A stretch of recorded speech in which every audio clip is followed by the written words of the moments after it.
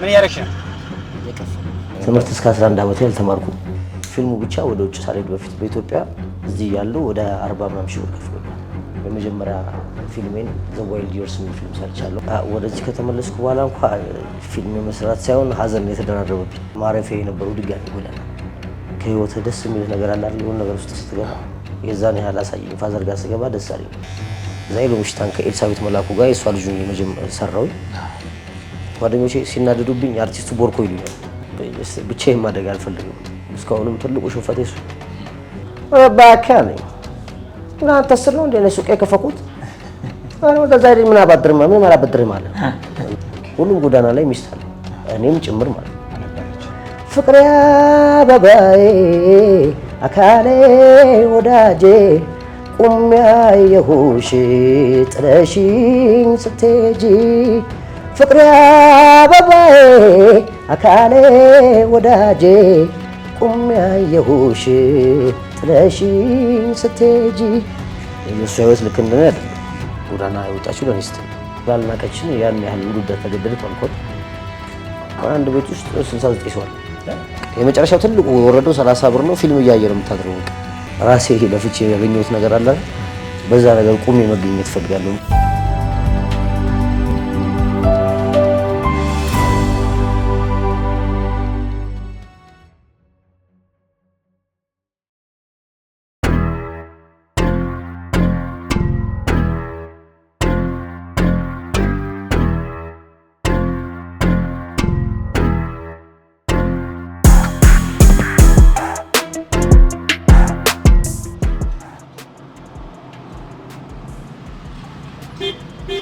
አባ ምርቴ እንዴት ነሽ?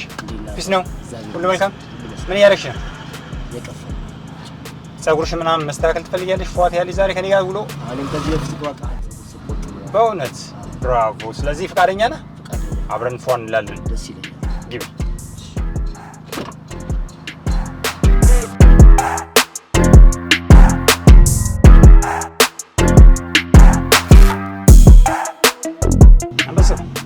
ማነው ስምህ? ዳንኤል። ዳኒ ማን? እኔ ደግሞ አምባቸው እባላለሁ። ሰላም ነው? እዚህ ፒያሳ ፀጉር እንደምሰራ ታውቃለህ? ውሎ ምናምን እንዴት ነው? እዚህ ፒያሳ ብቻ የምትውለው ወይስ? አይ ቦሌ ምናምን ሄዳለሁ። ምን አለ? ከፋል ነው። የፒያሳ ሰው ነው ወይስ የቦሌ ሰው ነው ይበጅቀው? አይ የቦሌ ታራ እንዴት እዚህ መረጥክ?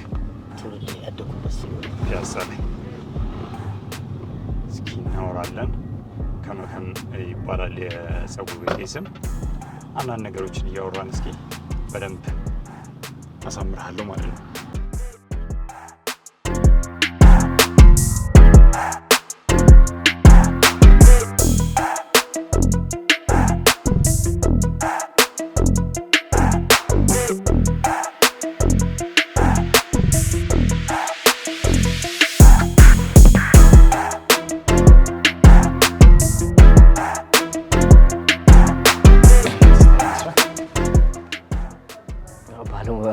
አንተ ደስ ያለ መስታይ ደስ ይላል።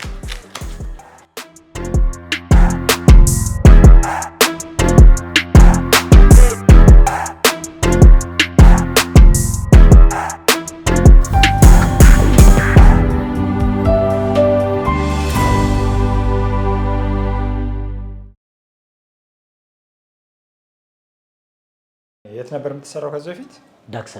ዳክሰን ሰፈር። ምን ያህል እየከፈልክ? 100 ብር። ዳክሰንን ለምን መረጥክ? አዳርም እዛው ነው? አዎ ያው ብዙ ጓደኞቼ ሊገኙበት የሚችሉት ቦታ ስለሆነ እዛ ነው የምመጣው እኮ። ምን አልጋ እንዴት ነው የምትይዙት? አልጋ እዛ አይደለም፣ አልጋ አፍተ ጊዮርጊስ ነው የሚይዘው። ምን ያህል እየከፈላችሁ? 150 150።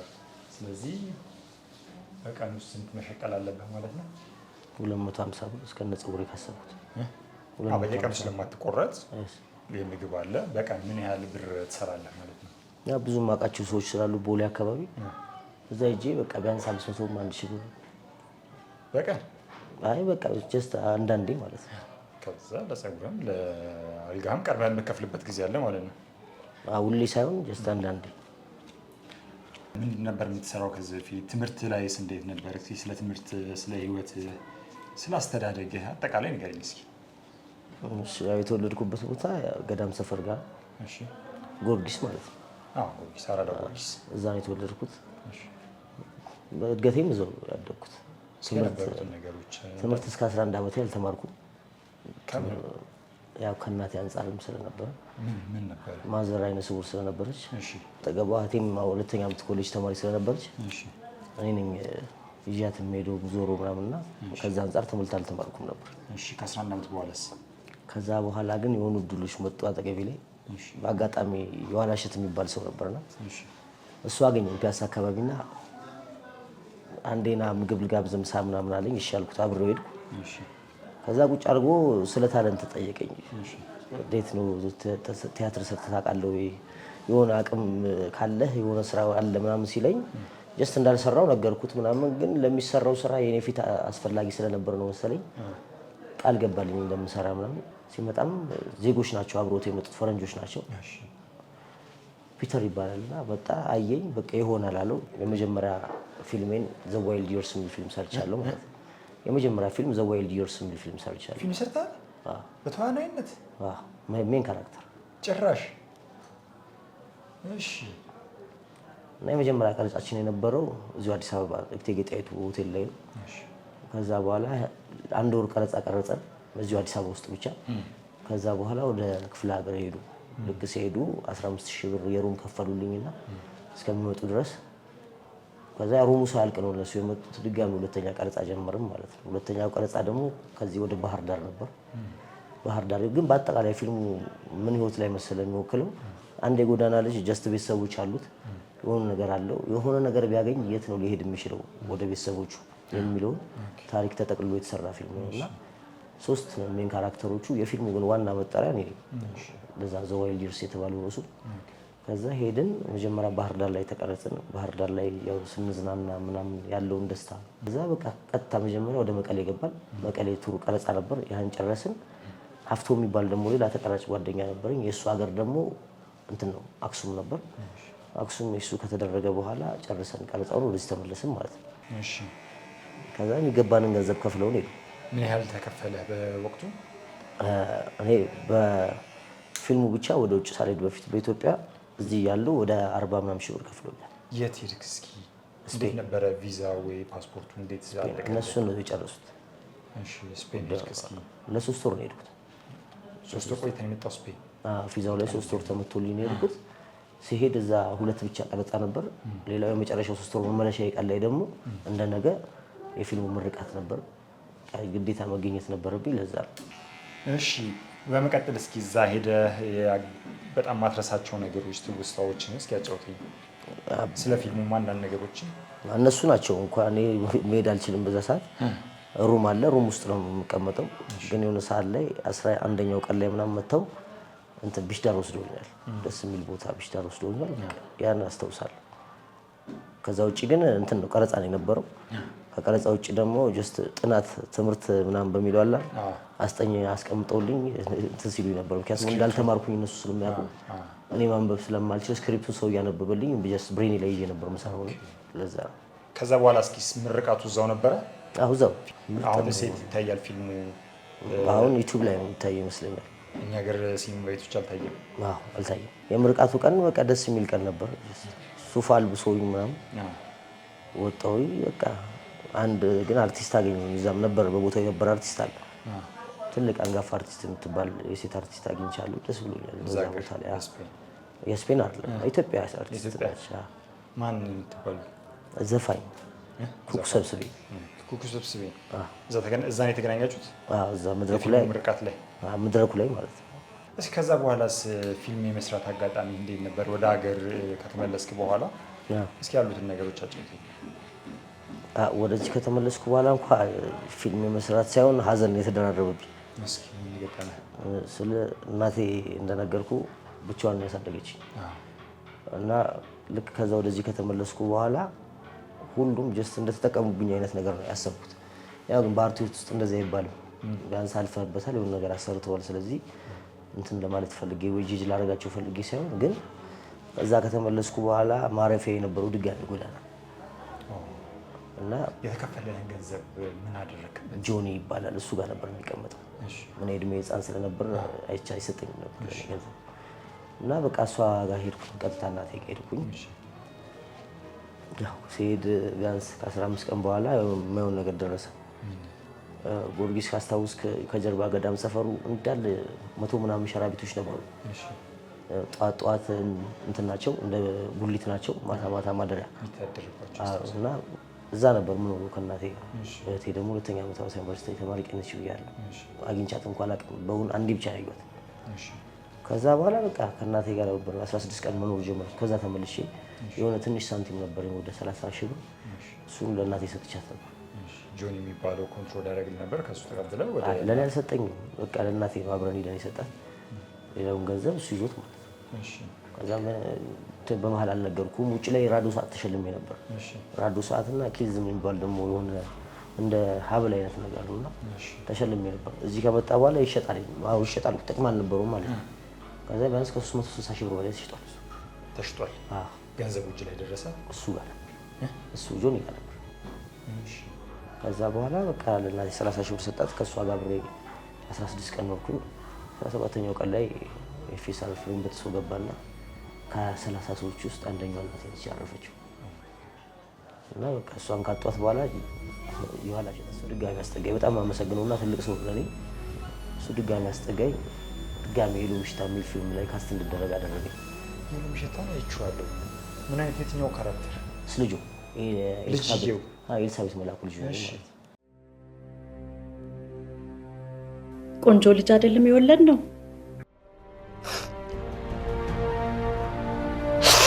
ተምጠጣ ቶሎ ለመገላገል ስለምፈልግ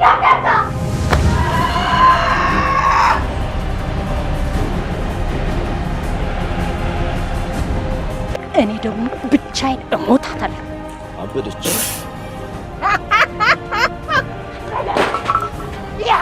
ለምን ነው ምሽታ ተባልሽ? ገና ልጅ ሳለሁ ከእድሜ በላይ የሆኑ ሀሳቦችን የምትነግረኝ እናቴ ምስራቅ ነበረች። በእኔ ህይወት ቀዳዳ ብትገባ አገርህን ታያለህ።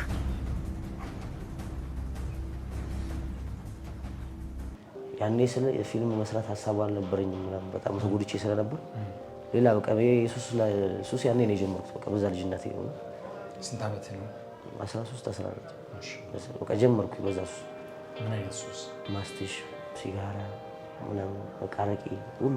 በስንት? 13 14 ዓመት ነው። 14 ዓመት። እሺ። ከዛ በቃ እሱ የተሰቃየ ነበር የሚወስደኝ እየመጣ ለራሴው ብሎ ቤት ያሳደረኝ ነበር ምናምን ያልሰማውም ነበር። ከዛ ደስ የሚለው ግን መጨረሻ ላይ ጋሽ ተስፋዬ ጋር አስገባኝ። ተስፋዬ አበበ ፋዘር ጋር አስገባኝና ፋዘር ጋር ቲያትር ጀመርኩኝ። በዛው ቀለም ትምህርቴን ተማርኩኝ። ያው ቤስት ኦፍ ቤስት ሆንኩ ብዬ አስባለሁ። ምክንያቱም ከህይወት ደስ የሚል ነገር አለ አይደል? የሆነ ነገር ውስጥ ስትገባ የዛን ያህል አሳየኝ። ፋዘር ጋር ስገባ ደስ አለኝ። ብዙ ልጆች አሉ፣ ታለንት አለ ምናምን። ከዛ ዜማ ታለንቱ የሆነ በቃ ፈለኩትና መስፈን በቃ ብዙ ጊዜ ለፍቼበታለሁ። ከዛ ቲያትር መስራት ጀመርኩኝ። ሄሎ ምሽታ መጣልኝ ፊልም ካስት ተደረገው እዛ ፋዘር ጋር ፋዘር ጋር እዛው ጋር የተማርኩኝ እየተማርክ። እሺ። ከዛ በቃ ፊልሙ ላይ ካስት አደረጉኝ፣ ጠሩኝ እንድሰራ። ማን ነበር ካስት ያደረገኝ? የኋላ እሸት ራሱ። የኋላ እሸት ራሱ ይሄንን እንደሰራህ ያውቃል? ከዚህ በፊት ያውቃል። እሺ። ከዛ አብርሃም ነበር ያየኝ። ጀስት የማንበብ ችግርም ነበር ያኔ። በደንብ አልተማርኩም እና ሰዎች ነበር የሚያነቡልህ? ሰው አላነበበልኝ። ጀስት ተነገረኝ። በቃ አክቲንጌ ይሄ ነው ተብሎ ተነገረኝ። ጀመርኩት ማለት ነው። እዛ ሄሎ ምሽታን ከኤልሳቤት መላኩ ጋር የእሷ ልጅ ሰራሁኝ። እዛ የመጀመሪያ ጊዜ ጓደኞቼ ስም ያወጡልኝ ፓርት ነው የምነግርህ። ጓደኞቼ ሲናደዱብኝ አርቲስቱ ቦርኮ ይሉኛል። ይህንን ያወጡልኝ የሆነ ጊዜ ፊልሙ እየተመረቀ እኔ አላወቅኩም። ምንም አይቆ ነገር የለው። ምሽታ እየተመረቀ ነው፣ ሰው ተሰልፏል። የተሰለፈውን ሰው መሸቀል ጀመርኩ። በቃ ስጠኝ ብር አይነት ነገር ማለት ነው። ቀፈላ ጀመርኩ። ከዛ የሆነ ሳለ አንዱ አገናዝባኝና የሆነ ከዚህ ልጅ ጋር ትመሳሰላለህ አለኝ። ፖስተሩን ሳይሆን ከነስሜ ቁጭ ብያለሁ። ደነገጥኩኝ ምናምን ነገር አላወቅኩም ጭራሽ። ከዛ እዛ ጋር ቁሜ እንዳለው ማስቲሽ ይዣለሁ። መጣች ፌቨን ማለት የፊልሙ ባለቤት ነች። መጣች በፈጠነ አስገቡኝ መኪና ውስጥ ምናምን። ከዛ በጀርባ በኩል ይዞኝ ነው። ከዛ ልብስ ሲፈለግ ታጣ። እዛን የለበስኩት ልብስ ደግሞ የተቀዳደደ ልብስና ሌላ ሁለት አይነት ጫማ ያደረኩት። እንደምንም አነቃቅተውኝ ይዘውኝ ገቡ። ፊልሙ ገና የተመረቀ ነው። ፊልሙን አየን ምናምን። ፊልሙን ካየን በኋላ መጨረሻ ላይ ያው ሜን ካራክተር እና ኤልሳቤት መላኩ ስለነበረ ተጠራው መድረክ ላይ መጀመሪያ ኤልሳቤት መላኩ በቦታው አልነበረች። እኔ ስም ተጠራው። ሲያየኝ ደነገጠና አሁን መኖሪያ የት ነው ሲለኝ እኔ አልዋሸሁትም። መድረክ መሪ ጎዳና አልኩት። ከዛ በጣም ብዙ ሰዎች በቁጥር የማይቆጠሩ እጃቸውን እያነሱ እኛ እንረዳዋለን ሲሉ ነበር። ከዛ በቃ እሺ ደስ ብሎኝ ነበር። ግን አንድ ሰው 4 ኪሎ የምታስታውሰው ቀበሌ ውስጥ የነበረ ሲኒማ ቤት ነበር ካስታውስክ። እዛ ጋር ዘሪሁን ይባላል ባለቤቱ።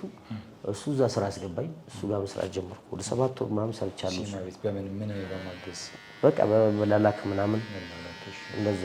አንድ ጥያቄ ልጠይቅህ። አሁን ኤልሳቤት መላኩ ይሄ የሎሚ ሽታ ፊልም ሲመረቅ አድራሻን ስላጡ ስልክ ስላልነበረ ሊያገኙ ስላልቻሉ እንጂ ረስተው እንደማይሆን እርግጠኛ ነኝ። አዎ ልክ ነው። ስለዚህ በዛ ወቅት ደግሞ አንተ ከደረሰብህ ሀዘን እና ከነበሩት ነገሮች መካከል ኮሚኒኬት አድርገው ስላልነበረ ይመስለኛል ወደዚህ ወደ ጎዳና እና ወደ ሱስ ዓለም ውስጥ የገባኸው። አይደለም ጀስት ላይፌ ስለሆነ እኔ እንደነገርኩ ነው።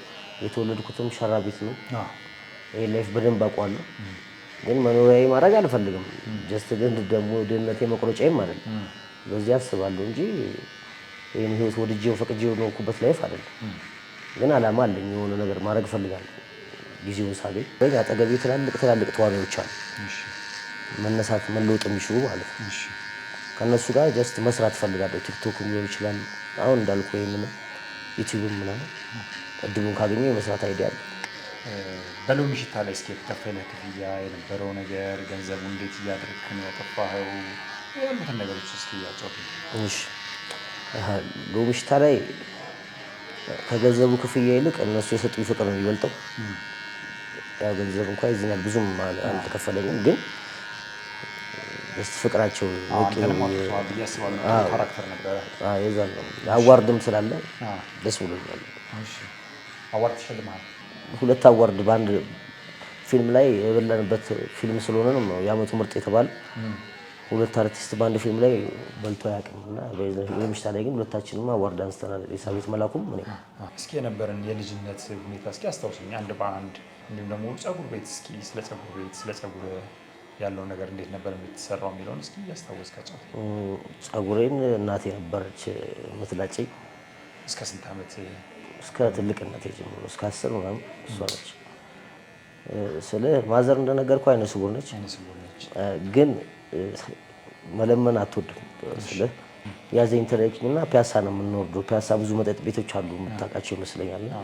እዛ እንሄድና በቃ ማሲንቆ አላት። በማሲንቆ እያዜመች ነው ያሳደገችኝ። የዜማ ትልቁ ምርጫ እሷ ነች። ለዛ በማሲንቆ ትጫወትና ከሰዎች ሽልማት ምናምን ታገኛለች። ልክ ነው። ግን በ8 ዓመቴ እህቴን አይቻታለሁ። እሷም እናቴ ልታያት መታ እኔም ከእናቴ ጋር ሆኜ ማለት ነው። እና በቃ እሷን ከ8 ዓመቴ በኋላ ካየኋት በኋላ በቃ እናቴን እንደዛ አድጌ ቅድም እንደነገርኩ አጠዋት።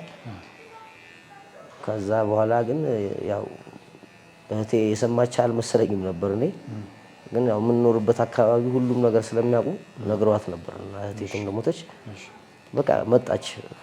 ከትምህርት አቁማ መታ ምናምን ነገር አፈላልጋኝ አታኝ። የሆነ ሰዓት ላይ እኔ ስላልነበርኩ ሐረር ሄጄ ነበር።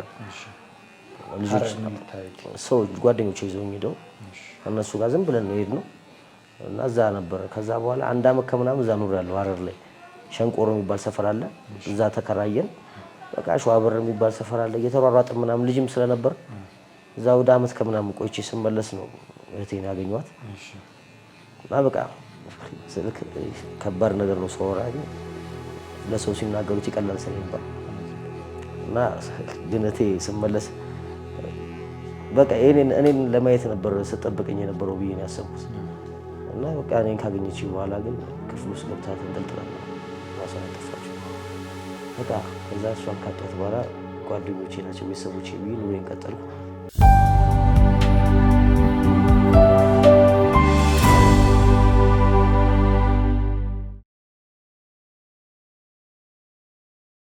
ወደፊት ያለ ምንድን ነው? በምን አይነት መንገድ መቀጠል ምን አይነት ህይወት መኖር እንደምትፈልግ እስኪ አጫውተኝ። ያው ቅድም እንደነገርኩ ብቻዬን ማደግ አልፈልግም። እስካሁንም ትልቁ ሽንፈቴ እሱ። ጭንቅላቴ ላይ አዳዲስ አይዲያዎች አሉ ሊሰሩ የሚገባቸው። እንደነገርኩ ደግሞ አብሮኝ የሚኖሩ አሉ ትላልቅ ታለንት ያላቸው በድምፅ በትወና እንዲሁም በስዕል በተለያየ ነገር ማለት ነው። እነዚህ ልጆች አብሮኝ ቢቀጥሉና ያን ያልኩን ነገር ባገኝ ጀስት ይለወጣሉ ብዬ አስባለሁ። ቢያንስ እንኳን ከመንገድ የአንዱን ፐርሰንት እንደቀጠልኩ አድርጌ አስባለሁ። ሶሻል ሚዲያውን ወደ ሶሻል ሚዲያው መመለስ ነው የምትፈልገው? ጀስት በቃ በራሴ ማለት ነው። የት ነው መገኛ? እንዴት ነው የምትኖረው? እኔ መንገድ ላይ ነው ያገኘሁህ። ስለዚህ ሰዎች ቢፈልጉ እናንተ መርዳት ቢሹ እንዴት ነው ልትገኝ የምትችለው? የእጅ ስልክ የለህም? የለኝም፣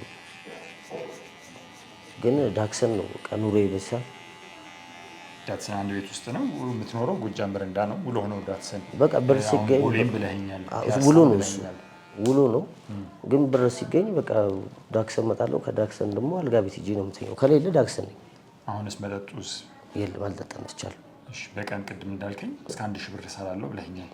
ያንን ነገር በምንድን ነው የምታጠፋው? እንዴት ነው የምታደርገው? እስከ 1000 ብር ስልክ ያ የአጋጣሚ ጉዳይ ነው እንጂ ያው በቀን 200 ብር 300 ብር ምናምን በቃ ኢንከም ታገኛለህ። ሰውም ሁሉም ጨካኝ አይደለም በሚለው ማለት ነው አሉ የሚያውቁኝም በፊልም ዓለም ስላሉ እነሱም ይረዱኛል ምናምን ነገር እና አንዳንዴ ደግሞ ፈጣሪ ሲያዘው ደግሞ ይሄ ነገር ይመጣል ቅድም እንዳልኩ። ስለዚህ ወደ ፊልሙ ዓለም አሁን አዋጭ ነው ብለህ ታስባለህ? ወደ ፊልሙ ዓለም ብትመለስ? አሁን የራሴን ነገር መስራት አይዲያ ያለ። ስለዚህ የራሴ ክሬቲቭ የሆንኩ ሰው ነኝ። አዎ አለኝ አይዲያዎች ሶሻል ሚዲያዎችን በራሴ ክሬት አድርጌ መንቀሳቀስ እፈልጋለሁ የምትለው? በጣም አሪፍ። ስለዚህ ደግሞ የሚያስፈልገው የእጅ ስልክ ብቻ ነው ማለት ነው? አዎ። እና የሆነ ፕሮቶኮል ነገር በቃ ስለዚህ እነዚያ ነገሮች ከተደረጉ ዳኒን በ6 ወር ውስጥ ወይ በ1 ዓመት ውስጥ የት ልናገኘው እንችላለን? እስኪ ያው ፈጣሪ እንደፈቀደው ነው። ያንተ እቅድ? የኔ እቅድ እንኳን ዳንስ ጀምሬ ነበር። ዳንስ ቲም ከፍተን ጀምረን ነበር። አሃዱ የኪነ ጥበብ ቢልዲንግ ቲም 31 የጎዳና ተዳዳሪዎች አንድ ላይ ሆነን በእኔ የተነሳ ጀምረን። ምክንያቱም እኔ የዳንስ ማስረጃ አለኝ፣ ሲቪ አለኝ የተመረኩበትና ቲያትርም የተመረቀ ፋዘር ጋር? አዎ። በድምጽም አለ ዜማ እዛው ቲያትር አንድ ላይ እና በቃ ይሄ ነገር ስላለ ልጆቹን አብሬ ይዤ የምሰራ ከሆነ የጎዳና ዳንስ የሚልም አይዲያ ስላለኝ የጎዳና ዳንስ ማለት ጀስት ስልኩ ቢኖረኝ ቲክቶክ እና ዩቲዩብ ላይም እንዲሁም ደግሞ የሚያልፍ ሰው ላይ ኦፖርቹኒቲ ይኖረኛል ብዬ አስባለሁ። ታሳየናለህ ማለት ነው ጓደኞችን ሰብስበህ? ደስ ይለኛል። ከጥበብ ውጭ የጀመርካቸው ስራዎችን እስኪ ንገረኝ። ሊስትሮ ጀምሬ ነበር እዚሁ ጋር ኤሊያና ፊት ለፊት ሊስትሮ መስራት ጀምሬ ነበር። ለምን አቋረጥከው? አይ አቋርጬው ሳይሆን ከሰው ጋር በቃ ባለመስማማት እዛ ጋር ካሉት ልጆች ጋር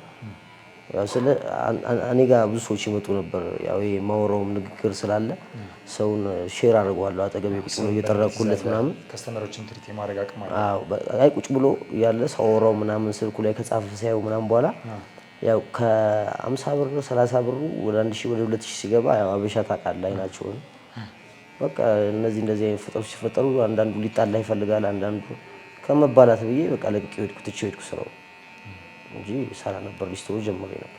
ከዛ ውጭ ደግሞ አንድ አዋጪ ባይሆንም ግን ጀስት ውሎዬን ያሳምረዋል የሚል ነገር ስራ ጀምሬ ነበር። ፈን ማሳቅ ሰዎች ቦሌ አካባቢ አሁንም ቅድም መሄደው እንደዛ ነው ስራዬ። ፈን ኮሜዲ ጎበዝ ነኝ። እነዚህ የሚያስቁ አማርኛ እየቀየሩ ምናምን ነገር እነዚህ ኮሜዲ የሆኑ ነገሮችን ድሮ ክበቡ እንደሚጫወተው ማለት ነው። እንደዛ ሰራ ነበርና እስኪ ትንሽ አጫውተን። እኔ እንኳን ብዙ የመሳቅ የለኝም። እሺ ለምሳሌ 2 ፍቅረኛ ማቾች ሳገኝ መኪና ውስጥ ቁጭ ብሎ ሊሆን ይችላል እየሄዱ ሳጫውታቸው ደስ የሚላቸውን ጨዋታ አጫውታለሁ።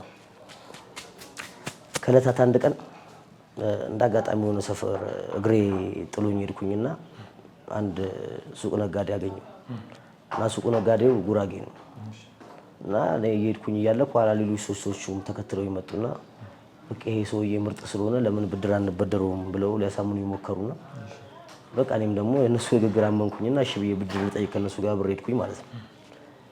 ከዛ ጠጋልንና ገዜ ነው የሚባለው ገዝዬ እስኪ የሆነ ዝም ብላ አንድ 4 ብስኩት ከአራት ጁስ ጋር በደረንና ነገ እንሰጥሃለን የሚል አማርኛ ነው ያወራሁት። እባክህ አለኝ እና አንተ ስል ነው እንደ እኔ ሱቅ የከፈኩት አረ ወደዛ አይደል ምን አላበድርም አለ እና ያው እነዛ ሶስት ልጆች ደግሞ ስለነበሩ ወደዛ ወሰዱኝና ይሄን ነገር ጠቅልለህ ውስፊቱ ላይ እየሄድክ ነፋበት አሉኝ። ከዛ ያው እነሱን አመንኳቸውና ያን ነገር አደረኩት። ከዛ እሱም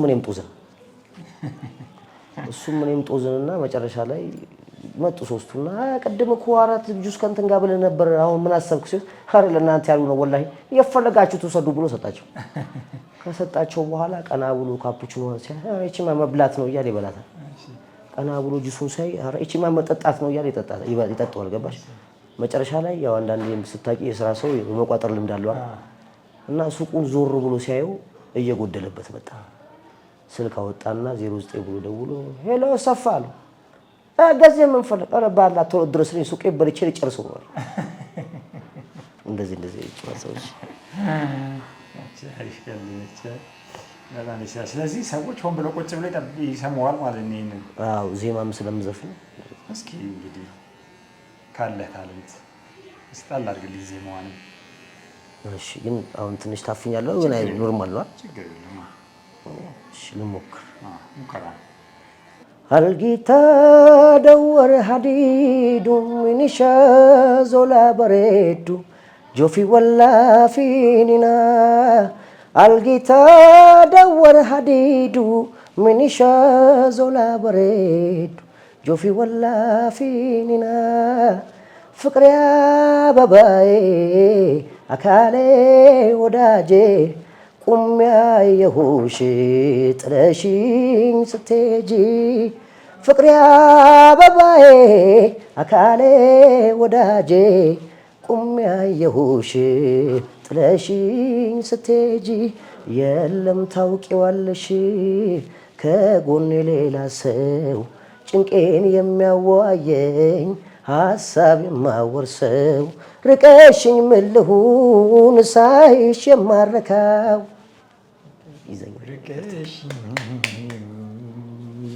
በእውነት በጣም ጎበዝ ልጅ ነው። እግዚአብሔርን ነው የምልህ። ዋው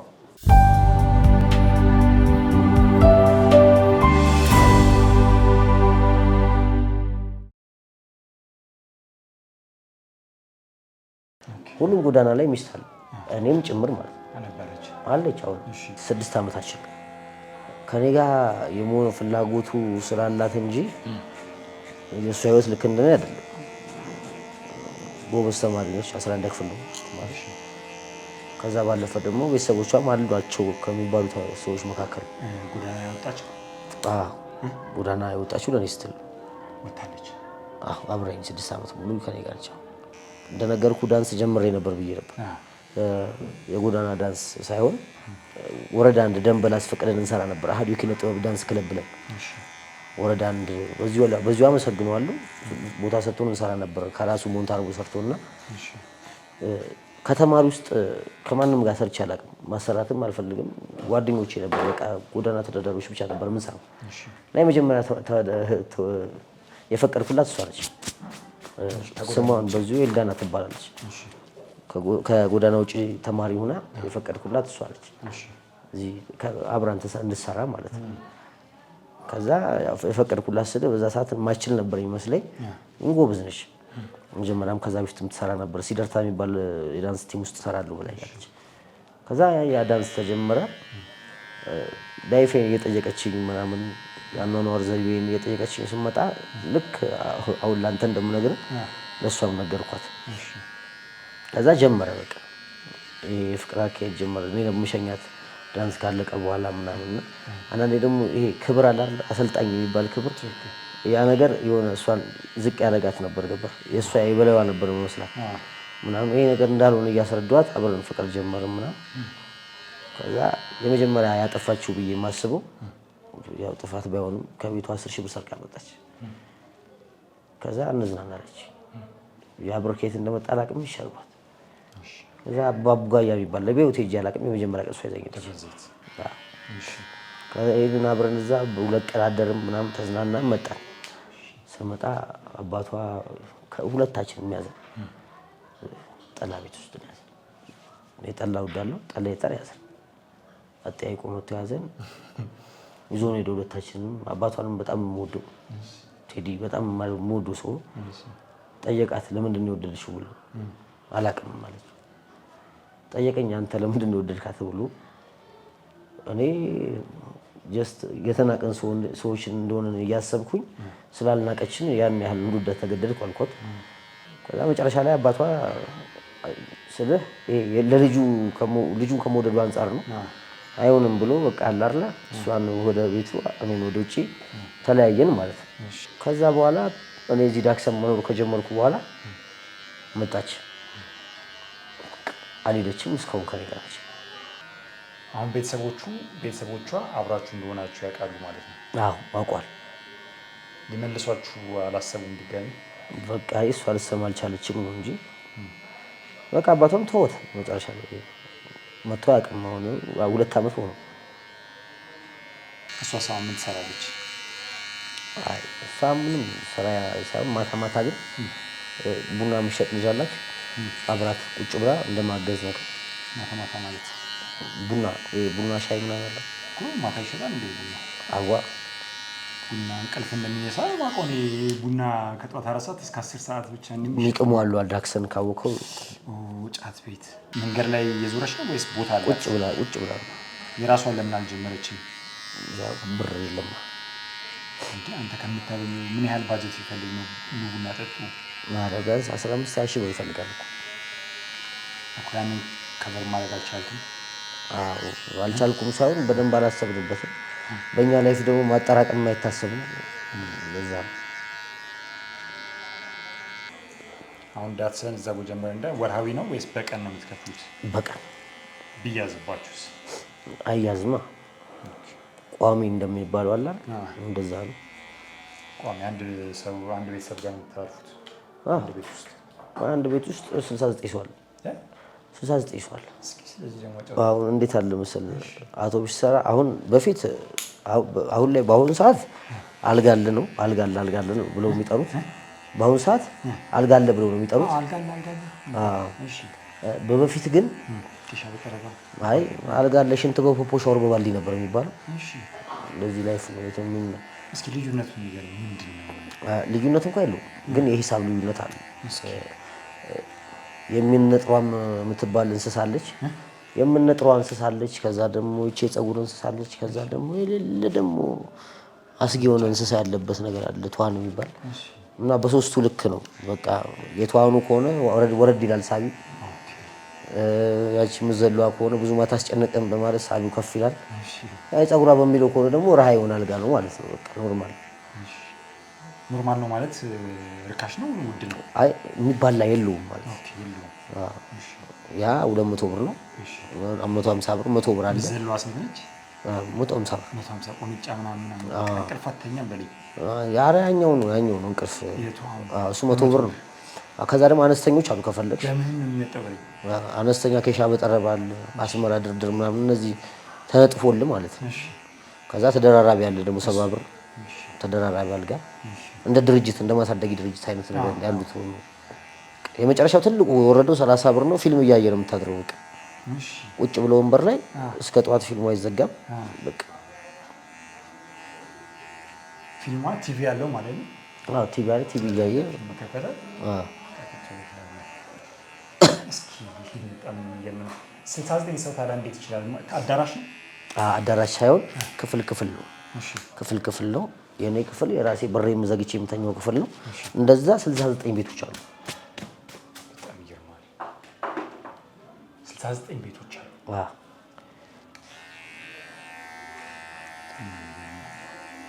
ስለዚህ አሁን ቀን ስትወጣ ቆልፈን የምትወጣ ወይስ ለምን ቆልፈዋለሁ ዝም ብዬ ነው ምንም ዕቃ የለህም አለ ልብስ ምናምን ግን አሉ እዛው ሴቶቹ ስላሉ ምን ችግር የለውም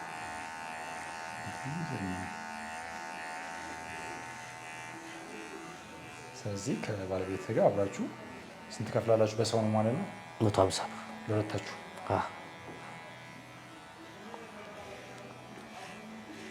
ራሴ ለፍቼ ያገኘሁት ነገር አለ በዛ ነገር ቁሜ መገኘት ፈልጋለሁ በጣም በርታለን እንደሚሳካ እርግጠኛ ነኝ መበርታት ይኖርብሃል ምንም አይነት ስራ እንደማትንቅ ደግሞ ተስፋ አድርጋለሁ። ስለዚህ በማንኛውም መልኩ እኛም እንደ ወንድም ማገዝ ያለብንን ነገር ለማገዝ ዝግጁ ነን። ሌሎችም ኢትዮጵያውያኖች ደግሞ ይህንን ታሪክ ከሰሙ በኋላ በእርግጠኝነት ትልቅ ትብብር እንደምታደርጉለት እርግጠኛ ነኝ። ካሁን በኋላ በተደጋጋሚ እንገናኛለን ብዬ ተስፋ አድርጋለሁ። ፒያሳ ዳውንታውን ህንፃ 6ኛ ፎቅ ላይ እንገኛለን። ስለዚህ እየመጣ ቤተሰብ መሆን ይችላል። አንድ ቃል እንገባለህ። ምናልባት ህልሙ ካለ ፍላጎቱ ካለ የፀጉር ትምህርት ላስተምርህ ቃል ገባልሃለሁ። የፀጉር ስራ እንዴት ነው? ፍላጎት አለ? ሁሉም ነገር በለምድ አይከፋኝም፣ ደስ ነው። ስለዚህ ትልቅ ሙያ ነው ብዬ ነው በጣም የምኮራበት የምተማመንበት ነው የምወደው ሙያ ነው። ያንን ደግሞ ከመስጠት በላይ አንዳንድ ጊዜ አሳውን ከምትሰጠው አሳ የሚጠመድበትን አጠማመዱን አሳየው ይባላል። ስለዚህ የፀጉር ስራን ከልቤ አስተምርሃለሁ። በደንብ ይዘህ በእሱም ውጤታማ እንድትሆን እንግዲህ በኩል ያለኝን ነገር ያለኝን ሙያ ላስተምርህ ፈቃደኛ ነኝ። በዚህ ፈቃደኛ ከሆንክ በሳምንት 5 ቀን ክላስ እየመጣ እንድትማር እመክርሃለሁ ማለት ነው።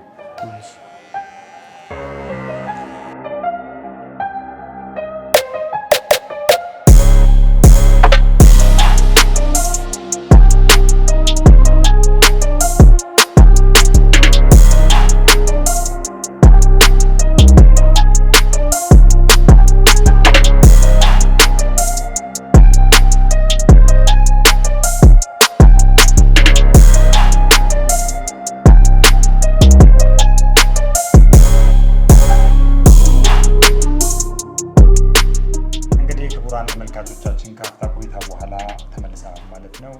ይህ ከመክረም ሚዲያ ከባለ ታሪኩ ጋር ነው። ከዳኒ ጋር የነበረን ቆይታ የሚመስል ነበረ። ዳኒ እንዴት አየኸው? በእውነት ወደዋል? አሁን ጉዞ ወዴት? ወደ ቤት።